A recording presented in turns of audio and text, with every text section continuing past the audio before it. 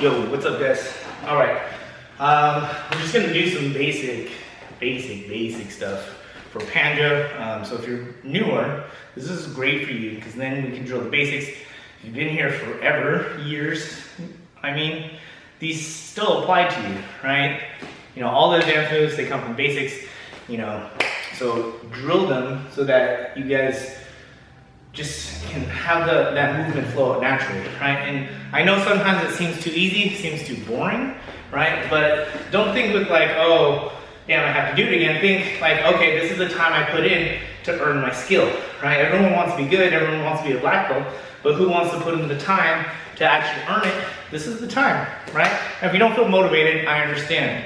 It's a little bit harder, obviously not being in the gym, being in the academy, you know, the environment, the people, it helps to motivate you to do it, right? Right now you may be at home, and unless you're trapped with a quarantine partner that trains also, probably not training that much. You can't really spar, you can't really, you know, hit pads or do anything like that, but you can practice in the air. You can, you know, watch videos to improve your technical knowledge.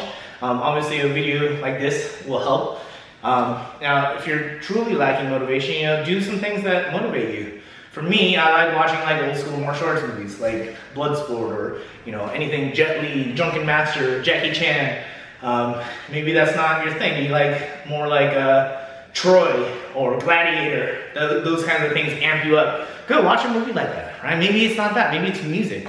You know, a certain song that you're just like, ooh, this kind of gets me in the mood to move my body, train. Sometimes it's cartoons, anime, right? I just rewatched all of Dragon Ball Super. That stuff is dope, right? That'll get your mind thinking on a different level, right? So if you can use that energy and transfer it into some kind of physical motion, that should help you, right? If you're still having trouble, you can always think, I'm gonna beat your ass if you don't start training. So that too, that can be motivation as well. Okay, so we're just gonna do some basic stuff just because I wanna keep it simple, and I know not a lot of people have necessarily the space or the equipment, so I'm just using like a cone right now, and we're just gonna use this to kind of shadow box, right? And I want you to work on a few basic things, a few principles. I'm not gonna give you necessarily a set of techniques that you specifically need to practice, but I want you guys to be light on your feet. And what do I mean by this? On the balls of your feet, so that we're, you know, kind of keeping fairly even weight. But see how my movement is just kind of like light here. I can move in and out. I'm not too heavy in my spot, right? So as I'm throwing my techniques, I'm using the cone to kind of represent like my partner or the person I'd be sparring. So I'm throwing my techniques and working on keeping light feet, right? This will be the first step. So I'm moving around, kind of dancing around my opponent, right? Keeping light on my feet. Second principle I want you to work on is not crossing your feet. These are all like the common things I see when people first start training. They're moving around and they walk like this. Like, bro, if you're walking like this, how can you fight anyone? Very poorly, I would say. Like, what's up, bro? Come on. Dude, your feet are crossed. Don't cross your feet, right? You gotta have a good stance, so it starts with, you know, your footwork and your stance. Here, light on your feet, always keeping your feet a certain distance apart. So we're never crossing it, unless we're doing like a switch kick. That's a little different. That's a technique, right? But the basic principle is light on your feet here and not crossing. So I'm moving around, kind of shadow boxing, throwing my kicks in there. And third principle is I want you guys to start moving your head off the line. And what do I mean by that? It means, you know, if I'm punching straight at you like that, that's a straight line. If I stand here and I'm just like, oh, means I'm probably getting punched in the face. So when I'm throwing my techniques, see how I'm practicing moving my head? What's harder to hit? A moving target or a target that just stays still? Right? A target that just stays still is gonna be a million times easier, right? If you're doing target practice, you know, at the gun range, and it's just there, I mean, that's still hard to hit because I'm not good at guns. But I can only imagine if something's moving, that's way more difficult. You have to anticipate that, right? So as you're practicing, doing your shadow boxing, right? See how I'm moving my head? Boom, pa, pa, pa, boom, pa, pa, pa. Now, what's gonna help even more is that if you can imagine your partner and kind of see the reaction, like if I throw the jab towards the face, what's gonna be the common reaction, right?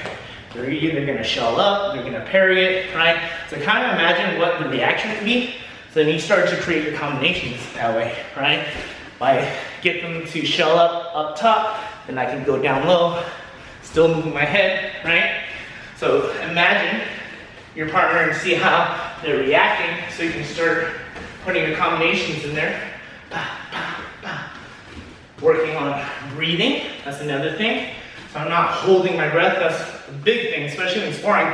Now you don't have the pressure of a partner trying to kick your ass, but this is a good opportunity, right?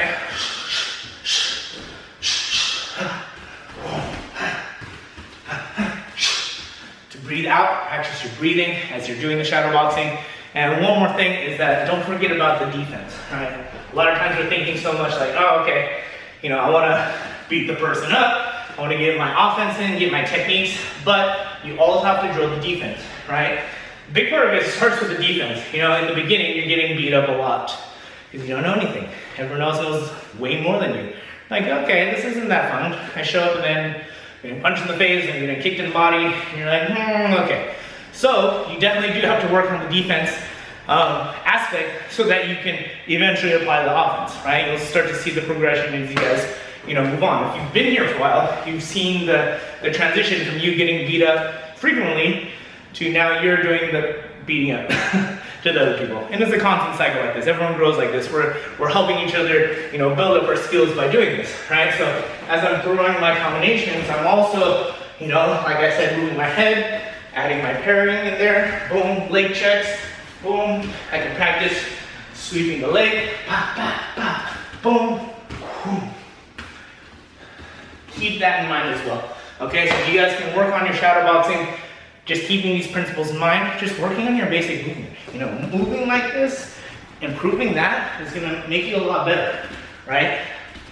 You don't have to know a million techniques, but having a few techniques and being able to execute it really well is way more important. All right, guys?